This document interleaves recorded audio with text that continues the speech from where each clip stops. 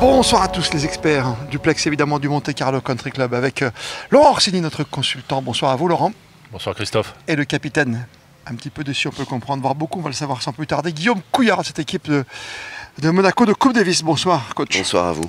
Un capitaine qui a cru comme nous jusqu'au bout du suspense, hein, puisqu'il y a eu un 3-2 au final contre le Portugal.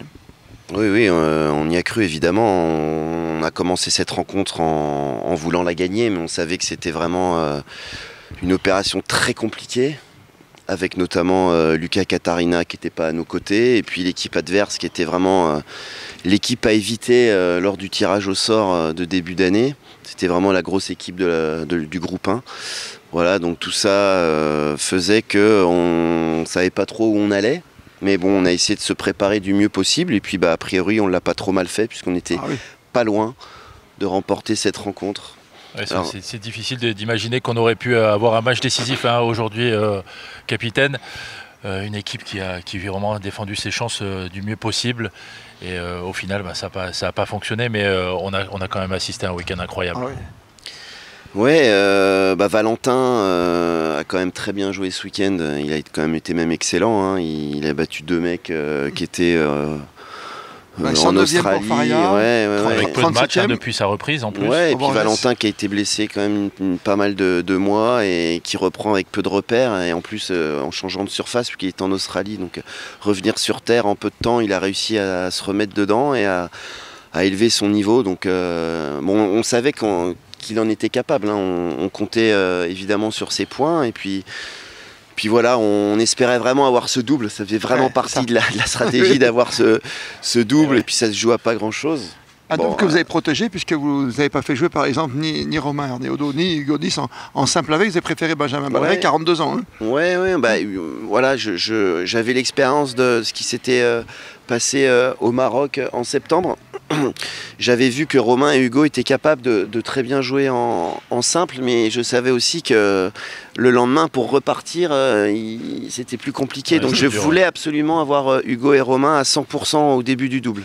Ouais. Donc je me suis dit, il faut que je lance Benjamin. Et l'objectif, c'était de tourner à un partout. On avait gagné le premier simple. L'objectif, c'était de tourner à un partout hier. C'est ce qu'on a fait. Voilà, et puis idéalement, de tourner à 2-1 après la victoire du double. Mais malheureusement...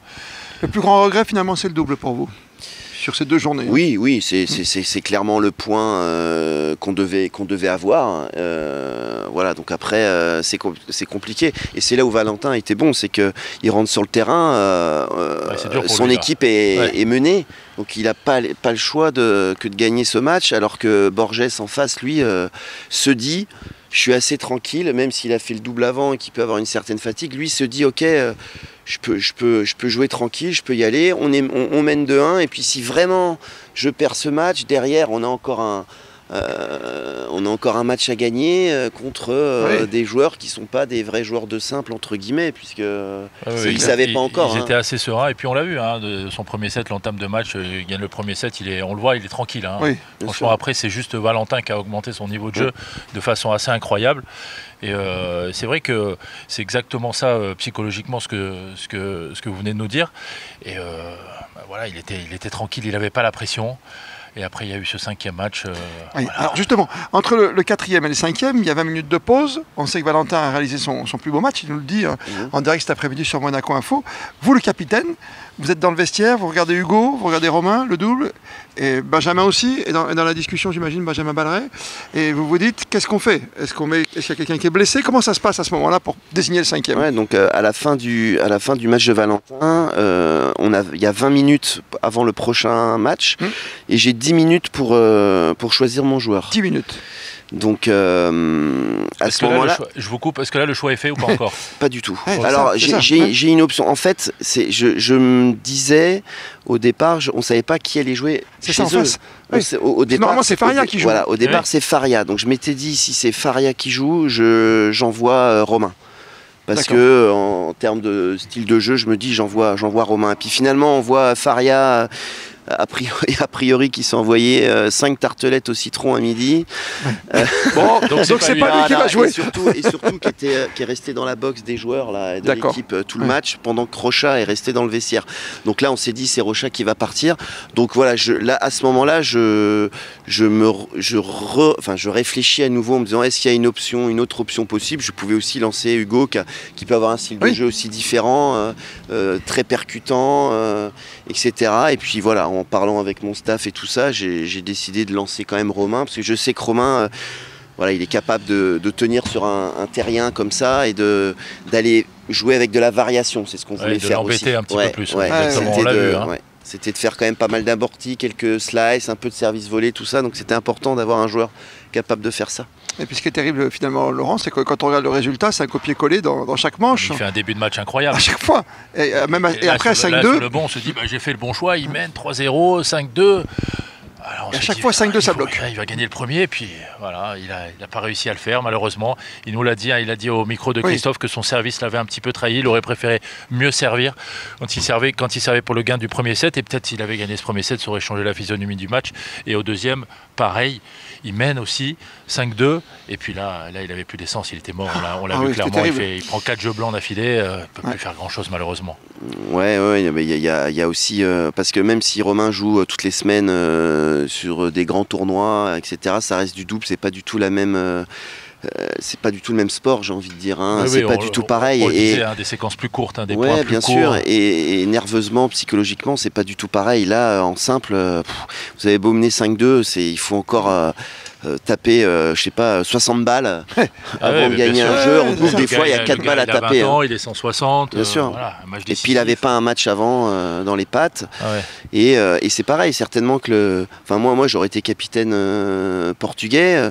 Je dirais en permanence à mon joueur, écoute, même si tu es mené 5-2, chaque point, tu le joues à 100% parce qu'en face, physiquement, il peut craquer. Il a un match dans les pattes et il joue jamais de simple. Donc, forcément, il peut craquer à tout moment. Donc, il a dû s'accrocher. Et c'est là où ces joueurs de ce niveau-là sont forts, c'est que souvent, dans les moments clés, ils élèvent leur niveau de jeu. Et il a été très solide, il faisait plus une erreur, le Rocha. Il n'a plus fait une faute. Donc bravo aussi à lui. C'est pas tant Romain qui a flanché. Oui, il n'était pas content de son service. Mais il est tombé sur un très bon joueur. Et puis vraiment, il a fini. Il était à sec dans ce petit réservoir. Romain Arnaud avec toute l'équipe de Monaco qui nous a donné quand même tellement d'émotions. Très rapidement pour conclure, et vous laisser à vos obligations d'être resté si tard ce soir avec nous dans les experts sur Monaco Info. Quand on regarde vers demain, c'est le groupe 2, le retour. Est-ce qu'on aura de nouveaux joueurs? Est-ce qu'on va rester avec cette équipe, bien sûr? Mais est-ce qu'il y a des jeunes pousses qui arrivent? Comment vous voyez l'avenir? Alors, je crois que c'est septembre où on jouera pour rester au même niveau que l'on était. Alors, on a des jeunes qui poussent, oui, mais bon, la route est longue encore pour qu'ils puissent intégrer cette équipe, qu'ils puissent avoir ce niveau pour nous aider. On espère que Lucas, d'ici là, aura récupéré et pourra nous aider parce que c'est vraiment un joueur important pour nous dans notre processus. Et voilà, mais voilà, d'ici là, je pense pas qu'il y aura de jeunes qui intégreront. L'année prochaine, peut-être, on l'espère. On l'espère. Mais en tout cas, je sais que la fédération fait en sorte qu'il y ait beaucoup de jeunes qui... Et comme disait la relève. Mélanie Antoinette de Massy-à-Chaud. La relève est là, et c'est vrai que ce groupe, on l'aime parce que c'est une véritable famille. En plus, pour une des premières fois dans l'histoire du tennis, on a vu des demi-frères ensemble, frères entraîneurs. Il s'est passé plein de choses. C'est une vraie belle histoire de famille ce week-end ici à Monaco. Merci pour tout ce que vous faites parce que c'est un pur bonheur. On a vibré. Il y a la défaite, bien sûr, ce soir, mais vous verrez qu'à chaud, on va vous féliciter encore de nous avoir offert un tel spectacle ici en principauté de Monaco Country Club. Merci Guillaume Couillard. À très vite. Merci. Sur Monaco Info. On va se régaler. On va avoir du tennis, bien sûr, sur Monaco Info, Laurent, puisqu'on sera les experts au rendez-vous du Monte Carlo Open, du Rolex. Ça arrive très vite dans 2 mois. Exactement. Merci à vous, bonne soirée, et plus que jamais, vous êtes bien sur Monaco Info.